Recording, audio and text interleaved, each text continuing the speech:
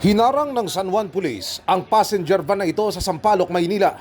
Ang pakay, silbihan ng isang 30 anyos na babaeng sakay nito ng arrest warrant para sa kasong estafa. Ayon sa San Juan Police, tinangay niya ang milyon-milyong pisong inilagak ng mga naloko umano sa tinatawag na fuel investment trading.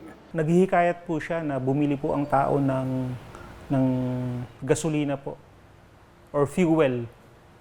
And for every liter po na mabibili ng tao na mai-deliver is meron pong porsyento na piso po per liter ang mga investors. Karamihan ng mga complainant ay mga pulis at bumbero, pero may ilan ding politiko sa Metro Manila kabilang ang isang natangayan ng 20 milyong piso. In 2021 po ay nagsimula po siyang tumanggap ng investment.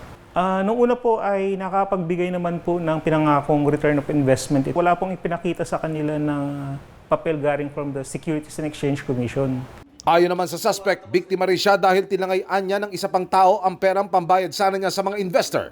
Pagka hindi ka nagbigay, ano gagawin sa'yo? Paulanan po ng bala yung bahay namin. Sagot ng pulisya, sa korte na niya ito patunayan. Kung sabihin niyo